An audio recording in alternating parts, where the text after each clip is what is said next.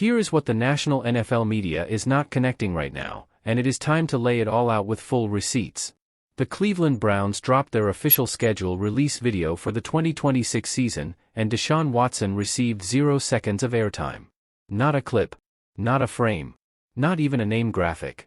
Meanwhile, Shedeur Sanders was positioned directly alongside Myles Garrett, the most dominant defensive player on this roster and the undisputed face of this franchise for nearly a decade, as if the decision at quarterback had already been stamped, sealed, and filed away. That video did not quietly disappear into the internet either. It became a top 5 most watched schedule release video in the entire NFL, accumulating millions of views and generating a level of buzz that no accidental social media post produces on its own. And the moment that video stopped trending, Minicamp opened, and everything that happened next made the picture even clearer. Todd Monken opened the first Browns minicamp on April 21, 2026, and put Shedeur Sanders first man up in 11, on 11 drills, more total reps than Watson, with a head coach who admitted on record that the structure of the minicamp was designed with Shedeur in mind.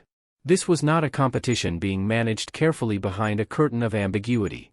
This was an organizational signal delivered through action, through reps, through the one currency in the NFL that cannot be faked or managed by a communications team. Then Deion Sanders sat down for a 45-minute interview with local Cleveland media, his first real one-on-one since Shedeur was drafted, and what Coach Prime said in that interview did not just clarify the picture. It blew the whole thing open entirely. Let's start where the story actually starts, because the Browns schedule release video is not a coincidence and it is not a social media accident. When that video dropped, Browns fans immediately noticed the signal embedded in the creative choices. Quentin Judkins was mentioned. Myles Garrett was mentioned. Shedeur Sanders was featured. Deshaun Watson was completely erased from the franchise's public-facing identity on one of the most watched days of the entire NFL offseason calendar. Some voices pushed back immediately and said it was just the social media team getting creative, that nobody cleared it at the top, that Jimmy Haslam probably never saw it before it went live. That argument has one fatal flaw. The video ranked top 5 most watched schedule releases in the entire NFL, meaning millions of eyeballs landed on a piece of official Browns content that positioned Shedeur Sanders as a franchise cornerstone while Watson did not exist anywhere in the frame. Nobody took it down. Nobody issued a correction. Nobody from the Browns front office came out publicly and said that Watson was still the guy and that the video was an unintentional oversight. It sat there, accumulating views, accumulating buzz, and accumulating a meaning that the organization never moved to dispute. When a franchise allows content of that magnitude to circulate without correction, the silence is the statement. And simultaneously, inside the building that same week, the actions being taken were pointing in the exact same direction as the video sitting on the internet. Todd Monken named Shedeur Sanders the first man up in 11, on 11 drills at minicamp.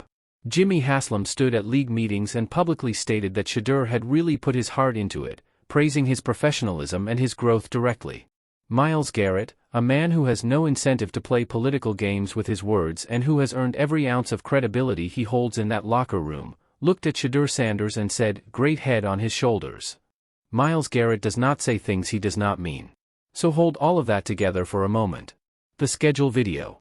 The minicamp reps structured around Shedeur. The owner's public praise. The franchise defensive star co-signing him directly. All of it happened inside the same 7-day window. And yet analysts on Cleveland's ESPN affiliate were suggesting that the Browns did not even know who their QB1 was. Both of those things cannot simultaneously be true. Either the Browns knew exactly what they were doing across every one of those fronts, or every single person involved independently stumbled into the same direction by complete accident. One of those explanations is logical. The other one is not. Now the interview. Because this is where the real receipts live, and this is where Deion Sanders confirmed 3 things that nobody had on record before. From the very beginning of his conversation with local Cleveland media, Deion made something clear that is essential context for everything he said afterward. He is not just a father talking about his son. He is a man who spent 20 years inside the NFL media machine, sitting at the desk at NFL Network, at CBS, watching general managers call in with talking points about players, watching narratives get constructed and dismantled in real time, understanding exactly how the system operates before he ever stepped onto a coaching sideline. When Coach Prime talks about the media environment surrounding Shedeur, he is not guessing. He is not a frustrated parent venting emotion. He is a man with 2 decades of institutional knowledge speaking with precision about something he watched happen directly to his own son. Deion described what Shedeur had to quietly navigate throughout the entire process leading into Cleveland and through his first year in the league. Being categorized in a certain way. Having things said about him publicly that had no factual foundation. Not being able to control the narrative surrounding him. And through all of it, according to Deion, Shedeur never flinched and never broke. That is not a small thing to acknowledge in context. Quarterbacks have cracked under far less pressure than what Shedeur dealt with arriving in Cleveland. The Watson situation still technically unresolved and hanging over the franchise, a fan base divided straight down the middle, a coaching staff under Kevin Stefanski that was not structurally committed to developing him, and a national media cycle that was more interested in the drama than in anything happening on the football field. Shedeur sat in the middle of all of that and kept preparing. Deion described layovers in the airport, sitting in the Admirals Club, waiting on flights, where Shedeur and his brother Shiloh would pull out a whiteboard and draw up defenses and offenses together, trying to dissect schemes, trying to understand what they would face next. That is the preparation story that the pre-draft headlines never told. The headphone story. This is the section of the interview that national media completely ignored, and it may be the most consequential part of the entire 45-minute conversation. Before the draft, a story circulated widely that Deion Sanders had walked into pre-draft meetings with teams while wearing headphones, unprepared, disengaged, projecting arrogance. That story spread fast and spread far. It became part of the justification some analysts used when explaining his draft slide. It became the narrative shorthand for every voice that wanted to dismiss him without engaging with his actual football record.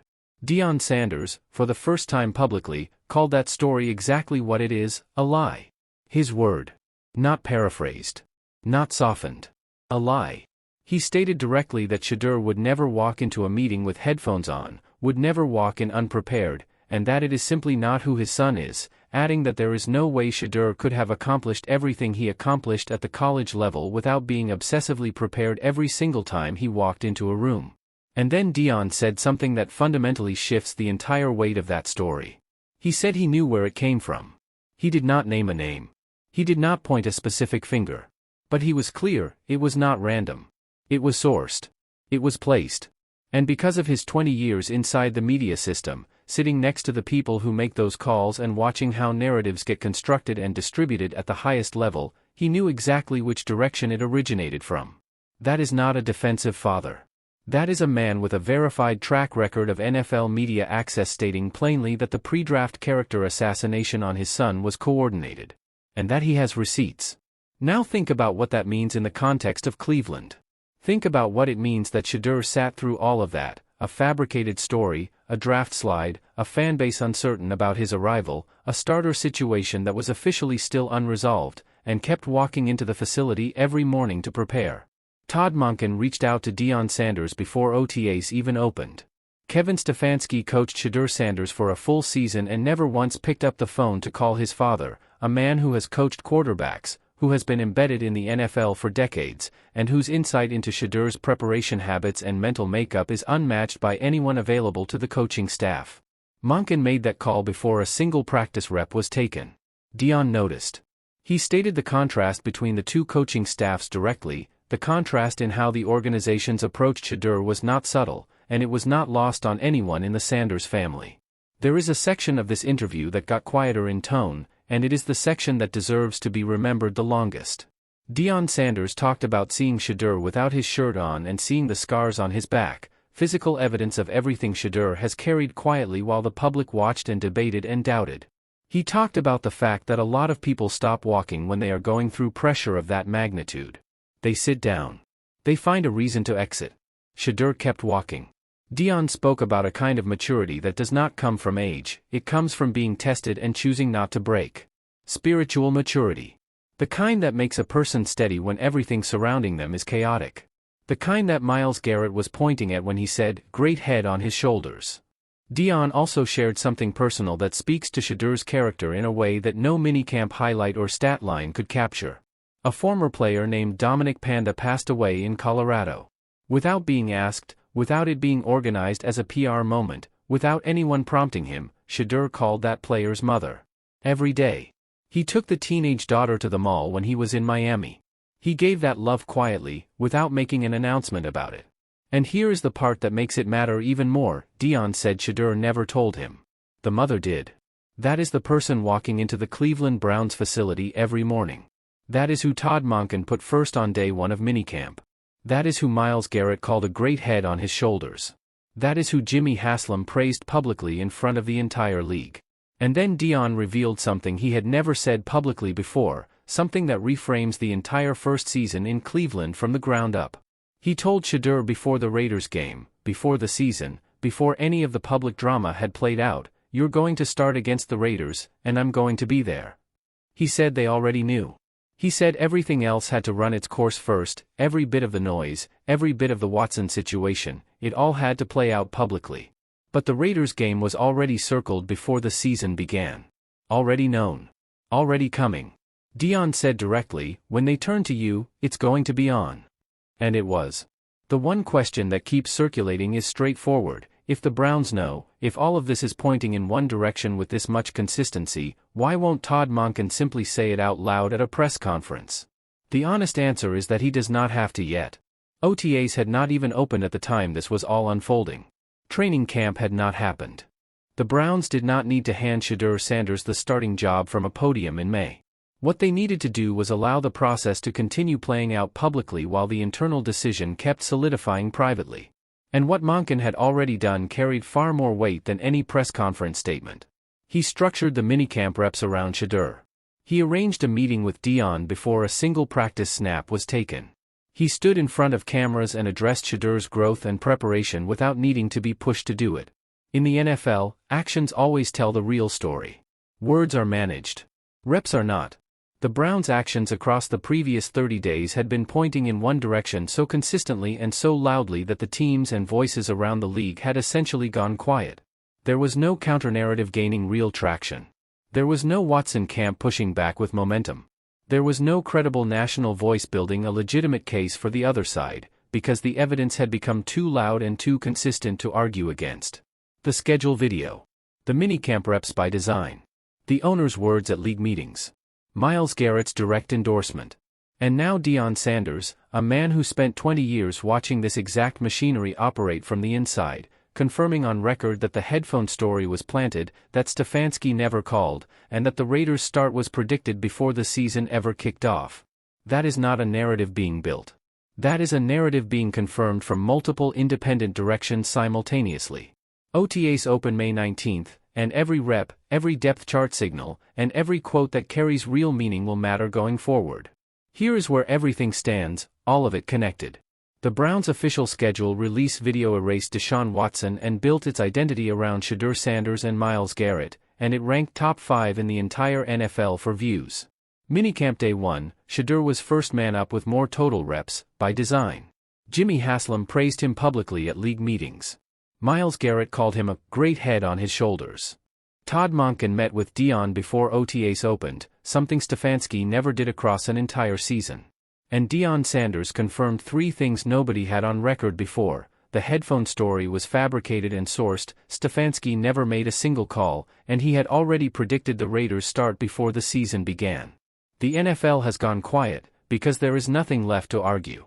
If this breakdown connected those dots for you and gave you the full picture with the receipts behind it, hit that like button right now. It directly helps this channel reach more Browns fans who deserve to know what is actually happening inside that building. And subscribe, because when Monken makes the official call and the first OTA reports come in, this channel will have every receipt ready and waiting.